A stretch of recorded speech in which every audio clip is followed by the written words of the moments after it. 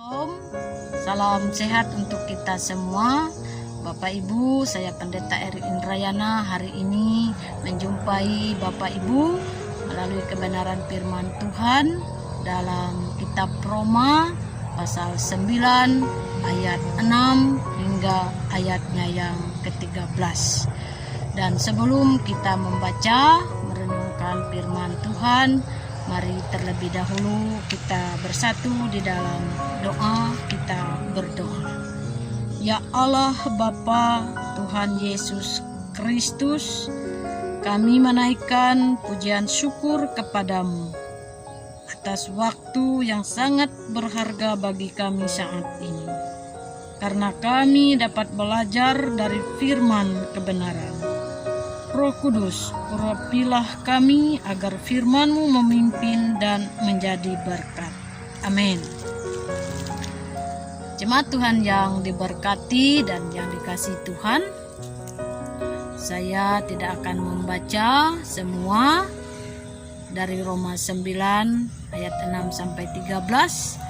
Saya hanya membaca di ayat yang ke-7 hingga ayatnya yang ke-10, dan Bapak Ibu bisa membaca lengkap ayatnya di rumah Bapak Ibu. Perikop di sana pilihan atas Israel ayat 7, dan juga tidak semua yang terhitung keturunan Abraham adalah anak Abraham, tetapi yang berasal dari Ishak yang akan disebut keturunanmu. Artinya bukan anak-anak menurut daging adalah anak-anak Allah, tetapi anak-anak perjanjian yang disebut keturunan yang benar. Sebab firman ini mengandung janji, pada waktu seperti inilah aku akan datang dan Sarah akan mempunyai seorang anak laki-laki. Tetapi bukan hanya itu saja, lebih terang lagi ialah Ribka yang mengandung dari satu orang, yaitu dari Ishak, bapa leluhur kita.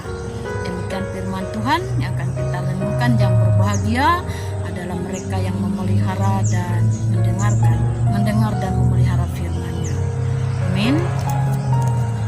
Bapak Ibu sidang jemaat yang dikasih, di dalam surat Rasul Paulus kepada jemaat di Roma, khususnya dalam pasal 9 ayat 6 sampai 13, ada dua pergumulan teologis. Kita tahu Rasul Paulus adalah seorang teolog yang sangat berpegang pada Taurat. Karena itu ia yakin Israel adalah umat pilihan Allah, namun dalam terang Kristus yang kini ia yakini, dengan menolak Kristus, Israel terbuang dari Allah, bukan terpilih.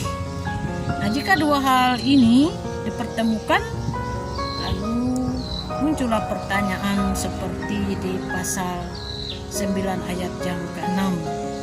Apakah itu berarti pilihan Allah atas Israel gagal?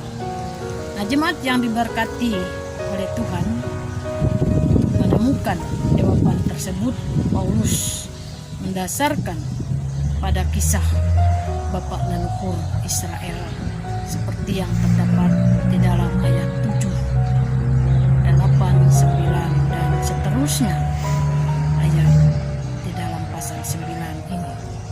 Jemaat yang diberkati oleh Tuhan, dalam kisah Abraham dan Yakub, di mana bukan putra tertua yang menjadi pewaris, tetapi putra lainnya.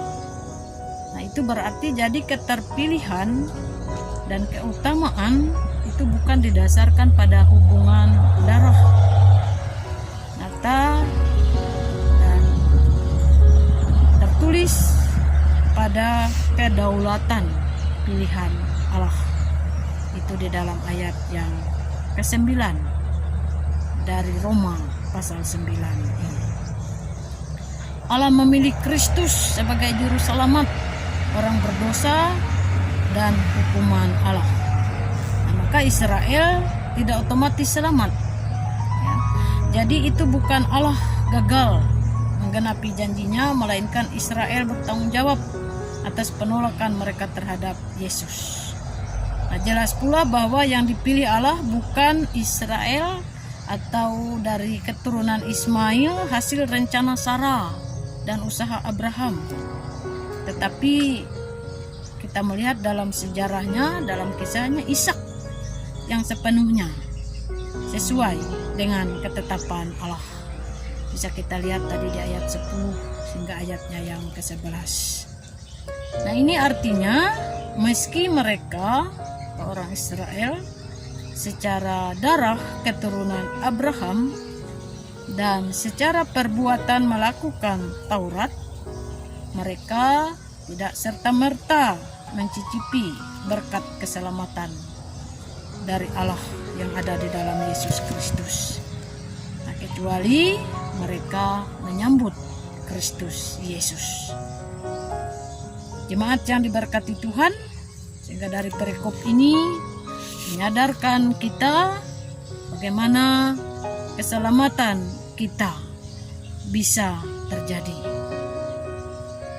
Keselamatan kita bisa terjadi hanya berdasarkan belas kasihan Tuhan Yesus Kristus yang telah datang ke dunia melawat orang berdosa.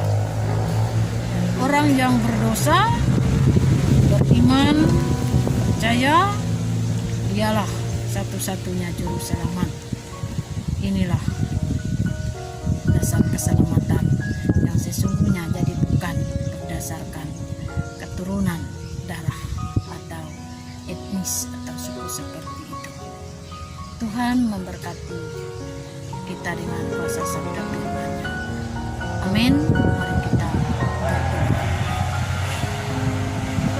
Firman-Mu telah menyadarkan kami bahwa tidak serta-merta ketika kami menjadi Kristen kami mencicipi keselamatan, tetapi sesungguhnya ketika kami sungguh-sungguh menaruh percaya dan beriman kepada Tuhan bahwa Yesus Kristus adalah Sang Juru Selamat.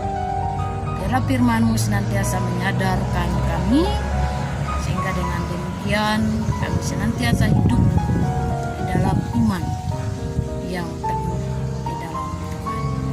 Amin. Shalom.